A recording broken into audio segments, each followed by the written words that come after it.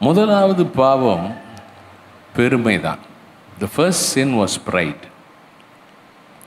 கீழ்ப்படியாமைக்கு முன்னாடியே பெருமை தான். லூசிஃபர் என்கிற தூதனை கர்த்தர் பரலோகத்தில் படைத்து அவனை ஆராதிக்கிற தூதனாய் வைத்தார், ஆராதனையின் தலைவனாய் வைத்தார். ஆனால் வசனம் ஏசாயா 14 அதிகாரம் 13, 14 வசனங்களை குறித்து கொள்ளுங்கள். அவன் சில காரியங்களை தன் இருதயத்தில் சொன்னாயே அப்படின்னு வசனம் சொல்லுது. வாயில் சொன்னாயேன்னு சொல்லலை, இருதயத்தில். என்ன? நான் உன்னதமானவருக்கு ஒப்பாவேன், நான் ஆராதனை ஸ்தலத்தில் வீற்றிருப்பேன். Come on. How can you dare think like that? எப்படி அப்படி யோசிக்க முடியும் அப்படின்னு நம்ம நினைக்கிறோம். நம்ம யோசிச்சு பார்க்கணும்.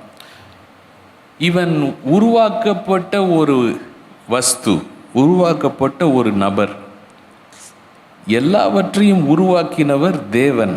அவரை யாருமே உருவாக்கவில்லை, அவர் சிருஷ்டிகர்த்தர். எத்தனையோ பேரை அந்த ஆராதிக்கிற இடத்துல யாரை வேணால் அவர் கொண்டு வந்து வச்சிருக்கலாம், ஆனால் இவனை கொண்டு வந்து வச்சார். கவனிங்க, பெருமை எப்பொழுதும் எண்ணங்களில் செயல்படுகிறது. It starts in thoughts. மேட்டிமை அல்லது பெருமை, ப்ரைட், ஸ்டார்ட்ஸ் இன் தாட்ஸ்.